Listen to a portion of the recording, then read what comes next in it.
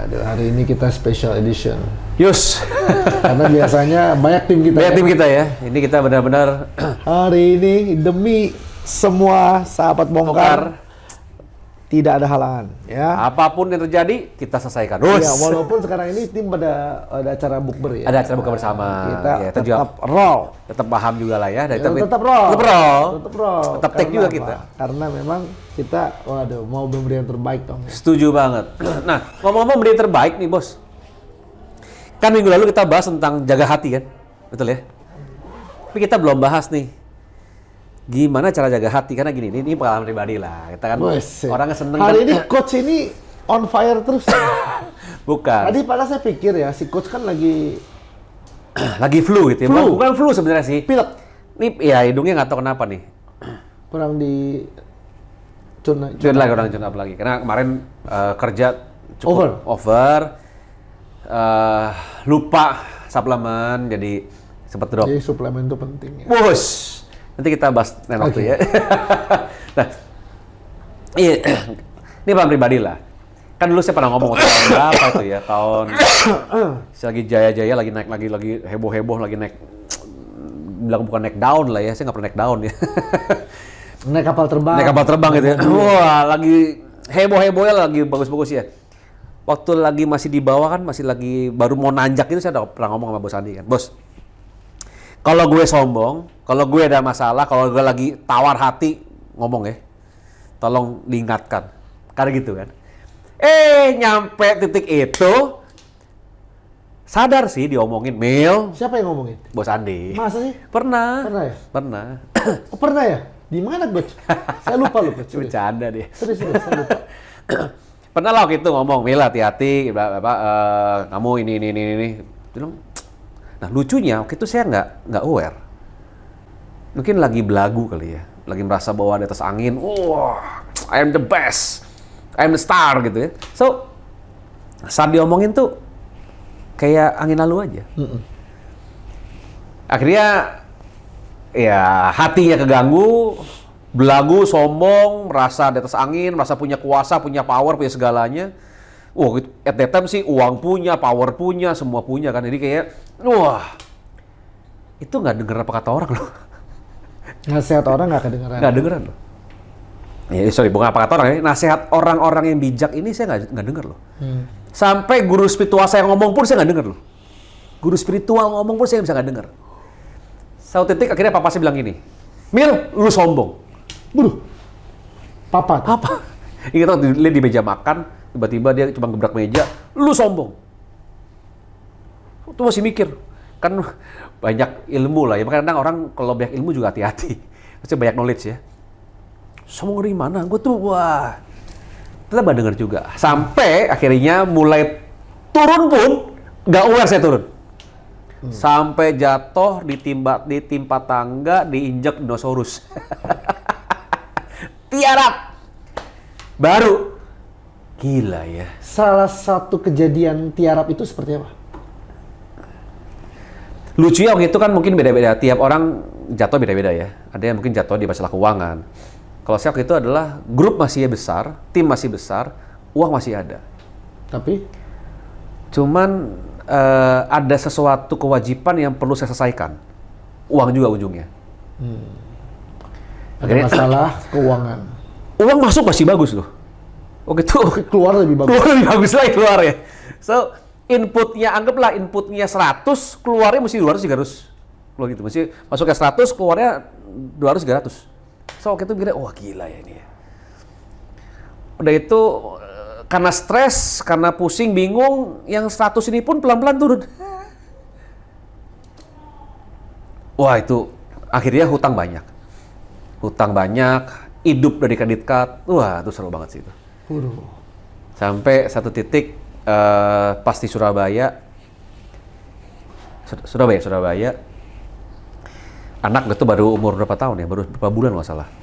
Saya sama istri, anak masih kecil, saya ke dapur coklat, ditabu di kantong cuma tinggal 100.000 terakhir. Saya bilang sama istri saya, Vi, nggak masalah ya, gue mau nikmatin ini hari ini. Dia selalu lah, yang penting besok tahu makan apa. Aman, saya bilang. Saya beli coklat, hot coklat waktu itu, sama coklat 3 biji. Makan bertiga. Wah, itu. Itu pas minum tuh ya, kayak pengen netes air mata itu. Kan enak, Coach. Saya bilang sama kita masih saya, this the best, apa ya, best thing in my life. Bukan penting ya, apa ya, best scene mungkin ya. Ini adalah suatu hal yang terindah dalam hidup saya hari ini, hari itu. Karena menikmati. Ini aja sambil berkaca-kaca. Ya, kalau inget tuh, wah. Berasa gila gitu. sih. Itu, ini the best life lah. Ini suatu hal yang, karena Best part lah. dulu best part dulu tuh itu punya uang banyak tapi kayak belagu dan nggak nikmatin sebenarnya. Saat itu 100.000 itu saya benar nikmatin banget. Nah, Wah, habis ini kita buka puasanya harus menikmati. nah ya itu dia sekali gitu kan. Karena kita makan tuh sekedar makan gitu loh. Oke, terinspirasi saya. Nah ini yang saya pengen tanya sama Bos Andi adalah gimana caranya jaga hati di saat kita nggak sadar. Nggak gampang loh, Bos. Oke, tadi pernah ngomong kan, ini si Bos ini pernah ngomong kan, Mel inget ya, ini berapa bulan lalu kan, berapa minggu lalu, jaga hati ya, kamu lagi mau naik lanjak lagi nih, jaga hati kamu ya. Saya bilang, saya janji akan jaga hati saya. Cuman saya masih takut, saya masih belum bisa janji kalau saya akan dengar Bos Andi terus gitu loh. Takut itu terjadi lagi. Man, saya harap dengan kedewasaan saya miliki hari ini, dengan pengalaman saya miliki hari ini, saya akan lebih bisa mendengarkan sih, dan saya lebih sadar dengan apa yang saya lakukan dan saya bisa pahami.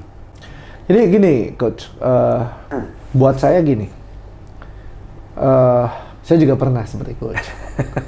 Jadi dulu saya tuh orang yang teachable.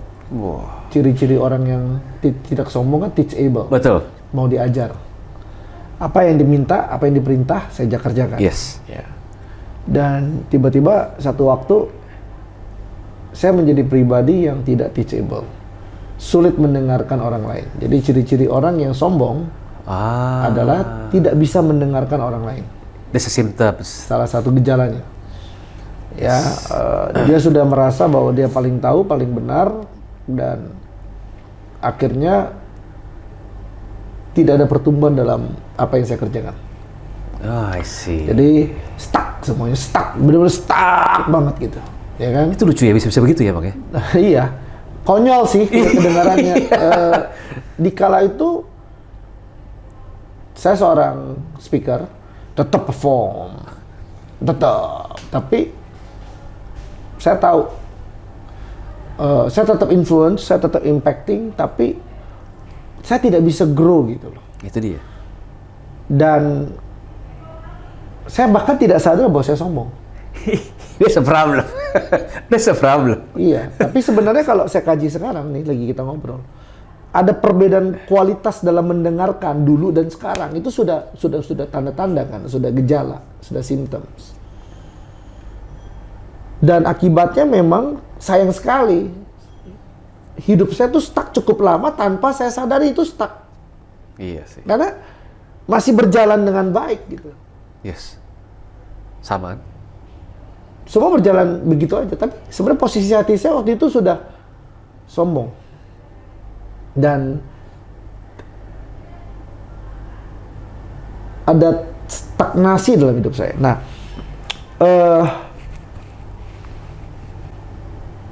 akhirnya memang saya mengalami banyak kejadian yang bertubi-tubi dan memaksa saya, ya saya pakai kata memaksa saya untuk kembali Teachable lagi. Oh enggak. Merendahkan hati untuk bertumbuh dan belajar lagi. Itu dia. Jadi dulu tuh lucu ya. Saya sering berpikir bahwa yang saya lakukan itu sudah benar dan memang kalau ada kejadian yang buruk terjadi memang harus begitu. Padahal waktu itu kalau saya bertumbuh terus mungkin banyak masalah nggak terjadi dalam hidup saya. Jadi saya stop belajar, malas untuk keluar dari zona saya gitu ya, karena saya mau pelajari apa yang saya suka. Kadang-kadang yang saya nggak suka padahal saya butuh, saya nggak terlalu prioritas gitu. Akhirnya ya banyak masalah terjadi, khususnya dalam hal keuangan. Jadi di perusahaan saya dulu tuh pemasarannya oke, penjualan oke, tapi di keuangannya tidak oke, dalam hal data tidak oke. Nice. Dan saya tidak mau effort untuk menguasai hal itu lagi karena saya merasa saya sudah oke. I'm enough, cukup ya. Nah itulah akhirnya saya drop. Nah banyak masalah muncul, memaksa saya untuk melakukan apa yang dulu saya tunda untuk lakukan, memaksa saya untuk belajar apa yang dulu saya tunda untuk pelajari. Mau tidak mau kan untuk survive kan. Setuju. Survival mode saya, Nah, itu dia, keluar. survival mode saya terjadi Betul. dan saya harus survive kan. Untuk itu saya harus melakukan apa yang harus saya lakukan. Nah di situ saya mulai banyak belajar lagi dan bertumbuh lagi. Nah buat saya gini coach, supaya kita bisa menjaga hati, memang kita harus menjaganya dari hal-hal yang kecil. Nah itu dia. Bukan tunggu sudah Besar, sukses. bukan tunggu sudah. Contoh kita bicara kalau kesombongan, Nah, konteksnya ya. jaga hati dari kesombongan. Bukan tunggu kesombongannya sudah Besar. tapi pada saat kesombongan kecil itu kita sudah berjaga-jaga. Karena yang membuat kita tidak bisa aware saat kita Sombong. punya kesombongan yang besar adalah kita sudah, ya gitu loh, pada saat kita sudah punya kesombongan yang besar, kita sudah tidak bisa mendengarkan. Tapi pada saat kita berjaga-jaga, dari kesombongan-kesombongan kecil kita sudah aware, penyimpangan-penyimpangan kecil di hati kita sudah aware. Kita sudah berespon, kita sudah beraksi atau mematikan kesombongan itu, melawan kesombongan itu, tidak membiarkannya membesar, sehingga kita sudah sampai tahap dikuasai oleh kesombongan itu. Kita masih bisa berjaga-jaga. Kita masih bisa menghindari kesombongan itu. Jadi jangan izinkan Ya. penyimpangan-penyimpangan kecil ini menguasai diri kita karena dia membesar. Iya. Kita sudah melawannya. Ujungnya lebih ke arah self awareness kali ya. Betul. Bagaimana kita menyadari hal-hal kecil dalam hidup kita yang membuat kita jadi seperti apa. Betul. Wow. Jadi Iya. kalau saya lihat coach itu kan sangat berjaga-jaga ya kalau sekarang. Kadang malah dibilangnya terlalu berjaga-jaga, akhirnya Iya. nggak perform juga bahayanya. Iya, ya tidak demikian juga sih. Dalam perkataan-perkataan kecil yang mungkin berorientasi kepada diri, yang sifatnya untuk membesarkan diri, itu kita udah berjaga-jaga tuh. Coach. Iya betul sih. Dalam pemikiran-pemikiran kita merasa lebih baik atau kita udah mulai judgment sama orang, itu betul kesombongan. Iya betul. Karena kalau kita nggak sombong, kita nggak mungkin ngejudge orang, kita sendiri bermasalah kok. Iya. Nah itu dia ya.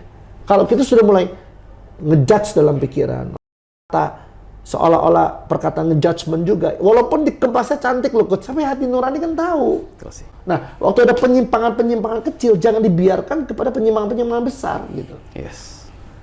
Nah itu kenapa kita harus berjaga-jaga juga ya. Kita harus bisa sadar dengan apa yang kita pikirkan, dengan apa yang saya rasakan atau kita ucapkan juga ya. Betul. Nah, kalau kita sudah terlanjur besar, kita sudah dikuasai loh. Bagaimana cara kita mau mendengar?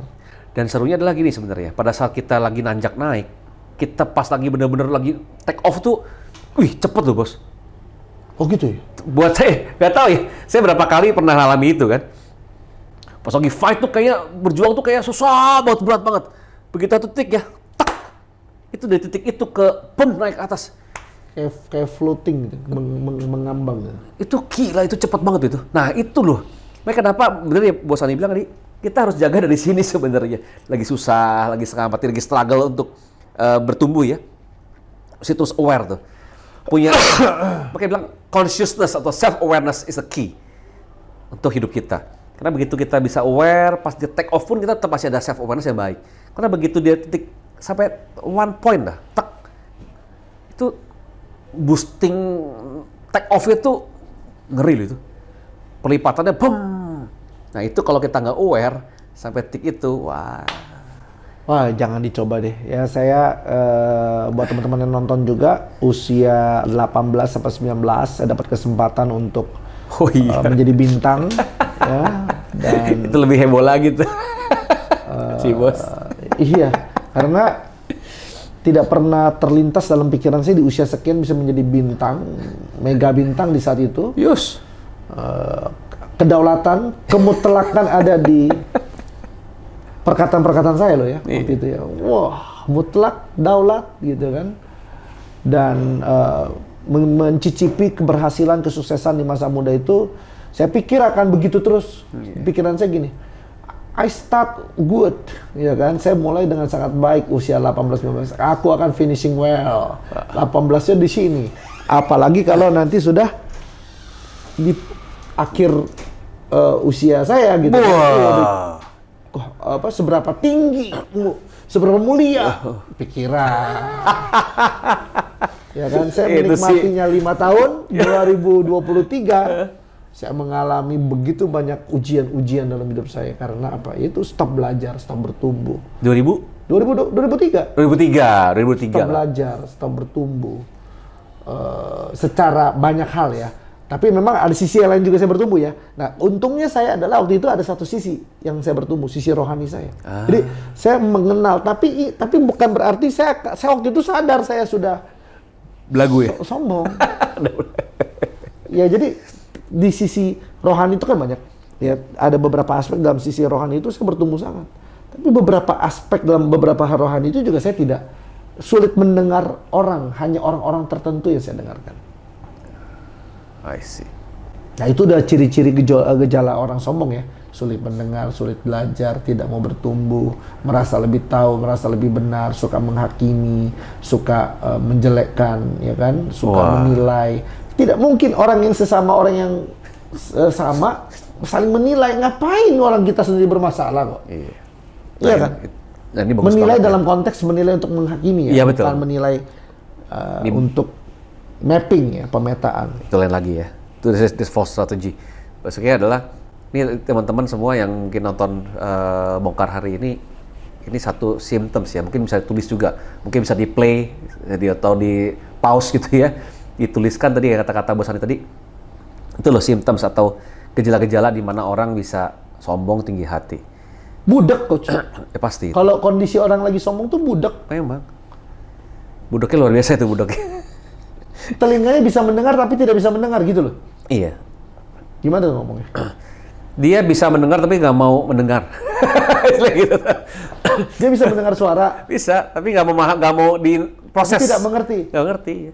Nah itu luar biasa memang sih. Nah itu memang, basically jaga hati itu kan bukan hanya pada saat sombong sebenarnya.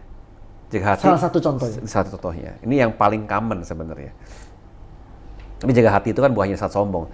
Saat kita lagi ngerasa nggak berharga, saat kita lagi ngerasa nggak berguna dan sebagainya. Lagi merasa gagal. Ada juga nih. Itu juga ada lagi. Ada juga nih, kemarin malam baru saya distrap tuh. Oh gitu ya? Sama orang yang saya kenal. Saya harus pulang, sudah malam. Memang saya juga mau pola hidup sehat. Saya antar teman saya pulang. Saya bilang saya udah mau pulang. Berkali-kali saya bilang saya udah mau pulang. Nggak mau turun. Lagi butuh dia, lagi butuh. Butuh wejangan rohani atau wejangan... Saya diajak makan. Saya bilang saya udah makan. Ya. Tapi saya temenin, udah kamu makan, saya nggak makan ya. Saya temenin makan. Udah selesai. Saya pulang sendiri. Nggak usah, saya antar. Nggak apa-apa, saya anterin dulu. Saya anterin, ya udah ya, saya mau pulang. Dia nggak mau turun lagi. Karena apa? Perasaan gagal. Nah itu dia kan. Ya balik lagi sama konsepnya coach. Jadi punya konsep sukses yang salah, punya konsep gagal yang salah, lalu tidak berjaga-jaga, menyimpang, tidak diluruskan seketika, menyimpangnya terlalu dalam, terbentuk sebuah perasaan gagal yang menguasai hatinya, akhirnya sulit. Ini soalnya ya, memang juga ini yang pernah kita bahas di video sebelumnya ya tentang identity crisis, bahwa orang melihat sukses gagal itu yang sudah dipetakan, yang sudah dibentuk oleh lingkungan. Betul. Jadi situasi lingkungan menggambarkan makna atau arti sukses yang salah. Iya, itu dia kan. So, ini yang mesti hati-hati. Apalagi kalau sekali di sosial media juga menunjukkan hal seperti itu ya. Betul. Itulah teman-teman, bagaimana kita jaga hati kita di setiap saat dan kita bisa aware dengan diri kita, apa yang kita pikirkan, apa yang kita katakan, apa yang kita rasakan, dan apa yang kita lakukan. Nah itu penting banget ya. Review, ya mungkin biar kalau nggak ekstrim daily basis lah ya. Kalau misalnya contoh ekstrimnya setiap waktu, evaluasi setiap waktu. Mungkin last question kali ya Bos Andi ya. Kita tahu di sana, kita aware nih. Kapan saatnya kita berjaga-jaga, kapan saatnya kita berjaga hati. Tapi saya gini, Gimana sih jaga hati? Kalau saya pribadi tadi ya, coach, oke, itu saya jadi teringat statement coach sendiri. Kan coach bilang, orang diabetes itu sangat butuh milkrom. Betul. Orang pradiabetes sangat-sangat butuh milkrom. Orang yang belum kena diabetes sangat butuh milkrom. Nah, itu benar coach. Nah, orang salahnya adalah yang saya mau sampaikan di sini adalah gini. Coba didengar ulang kata sangatnya, jumlah kata sangatnya. Awareness-nya itu Iya sih. belum kena diabetes, bukan saat terkena. Sama, jaga hati juga begitu coach. Gimana cara jaga hati? Nah iya. Kita harus sangat aware sebelum hati kita bermasalah. Gitu ya. Jadi bukan saat hati kita sudah bermasalah. Jadi Iya. bagaimana kalau saya pribadi, kita perlu punya yang namanya satu. Kalau saya baca firman, Oke. itu seperti cermin. Saya merefleksi hati saya dari hari ke hari. Daily basis, jangan tunggu nanti Udah itu bermasalah. baru ke Tuhan ya. Wah, udah kronis, sudah kanker. Iya benar Sudah sih. kusta tuh hati. Iya, Nah, betul. jadi bukan cuma mingguan, tapi daily. Lalu yang kedua, kita punya orang-orang yang kita percaya, yang boleh berbicara dalam hidup kita. Iya. Ada orang-orang yang kita temui secara konsisten, Iya. berkala, untuk saling review, update. Nah, ini perlu loh. Iya. Supaya kita tahu kondisi diri kita di mana. Iya. Gitu. Kalau kitanya penilaiannya menurut diri kita sendiri, Iya. waduh. Itu setuju sih. Jadi apapun agamanya sebenarnya adalah kayak yang waktu episode minggu lalu ya saya ngomong kan. Apapun agamanya ada tema tentang jaga hati. Ya. Ada itu bukan nggak ada. Jadi dari Muslim juga ada, dari Kristiani juga ada, dari Hindu juga ada, dari Buddhism juga ada, semua ada tentang jaga hati. Itulah kenapa pentingnya hati dalam diri kita. Betul. Karena itu udah kayak cermin, udah kayak bukan ya, kayak sumber. Nah itu dia. Apa yang kita pikirkan, apa yang kita katakan, apa yang kita lakukan, itu sumbernya di situ. Nah sama mungkin juga sama halnya dengan kita bisa align our expectation kali ya. Ketika kita jaga ekspektasi kita. Karena kita gitu kan. Karena bukan hanya orang sombong atau orang ini juga. Karena kita merasa bahwa kita benar, tapi kok kayaknya malah berantakan ya. Gitu kan. Makanya ekspektasi juga harus supaya kita nggak salah berperilaku. Kalau saya percaya gini coach, ini yang saya percaya coach ya. Selama saya melakukan hal yang benar, lalu ada kejadian-kejadian yang tidak sesuai harapan. Bukan berarti kejadian itu jelek. Ya. Tetapi malah kejadian itu akan menghantarkan saya kepada rencana yang mulia. Nah, pertanyaan lagi nih. Tahu dari mana yang kita lakukan itu benar? Ya balik lagi kepada iman masing-masing. Nah, itu kan. Itu Ya, kan. iya. Apakah sesuai dengan lain dengan apa yang kita kita masing-masing dah gitu istilahnya. Ya, betul. Oke. Kalau misalnya contoh, kita sudah melakukan bagian kita dengan baik, walaupun hasilnya tidak sesuai, Iya.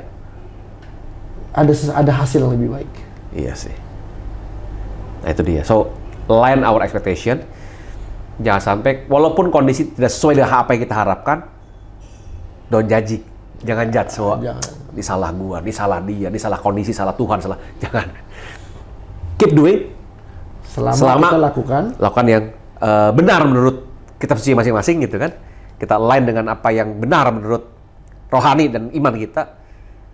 Nanti kita dapetin satu hal yang lebih baik lagi ya. Amazing. Ini kayak bongkar ini kok rohani banget ya. ya karena kan lagi bulan Ramadan. Oh iya, ini kayak berasa di rumah ibadah nih. Ini ngobrol sama biku pendeta kayaknya. Iya, karena kan kita lagi bulan Ramadan. Iya. Jadi memang juga jaga hati itu penting sih. Penting sekali. Setuju banget sih jaga hati nih, banget. Penting kita tadi udah belajar aware gimana caranya kita jaga hati kita, ada symptomsnya, dan bagaimana caranya kita jaga hati kita. Is a key dalam kondisi bukan hanya kali ini sebenarnya, dalam kondisi apapun ya. Khususnya kali ini nih, yang lagi krisis pangan, krisis ekonomi udah. Tadi coach kan saya tanya kan coach. Saya meyakinkan lagi data yang saya dapat ini benar atau tidak, saya tanya coach Emil. Ini satu perusahaan besar di Indonesia, Multinasional, baru mem-PHK mem-PHK 7.500 orang. Ya, itu benar gak sih gitu? Bener kok. Yang depannya U. Ya kan, depannya U. Kita semua konsumsi produk U itu kok. Betul sih. Ya. Yang nama perusahaannya itu ada nama organ tubuh ya. Bisa. Jadi, betul banget sih. Iya. Itu dia. Dan memang sangat tidak mudah ya. Statementnya jelas loh, perekonomian kacau. Makanya dari 2023 kita udah coba untuk Mengingatkan ya, remind ya. Oke, ini bukan suatu menakut-nakuti, bukan. untuk mengingatkan aja. Yuk, wake up call. Yuk, bangun yuk. Supaya kita siap. Iya. Siap lahiriah, batiniah. Itu dia. Bagi Anda yang mungkin sudah hopeless, sudah nggak tahu mesti ngapain, mungkin juga Anda kena PHK tadi, atau mungkin juga Anda terlibas dengan kondisi perekonomian yang sedang kacau, pengen tahu solusinya apa, mungkin bisa Stay tune terus sama kita punya live streaming. iya. Atau mungkin butuh peluang-peluang usaha atau peluang-peluang apa yang bisa saya lakukan ya. Mungkin bisa chat aja. Nanti siapa tahu kalau memang cocok kita bisa sering Kita ngobrol. bisa sharing lah. Sharing. Siapa tahu ada jalan-jalan keluar. Betul dia. Siapa tahu ada jalan keluar untuk Anda semua, dan tetap yang mesti dibenahi adalah hati dulu sih. Ya, ya. Bukan hati yang gampang menyerah, bukan hati yang gampang mengeluh. Hati yang mudah Tapi putus asa. ya itu dia. Tapi hati yang teguh, yang punya iman bahwa ini pun akan berlalu dengan baik. Ya. Ya. So, semoga ini bermanfaat. Video ini kali ini bermanfaat untuk Anda semua. Kalau agak spiritual, ya memang kita udah bulan Ramadan. Ya, semoga kita semua bisa lebih baik ke depannya hidupnya. Tetap jaga hati Anda, jaga iman Anda untuk hidup lebih baik. Sampai jumpa minggu depan. Thank you. Thank you.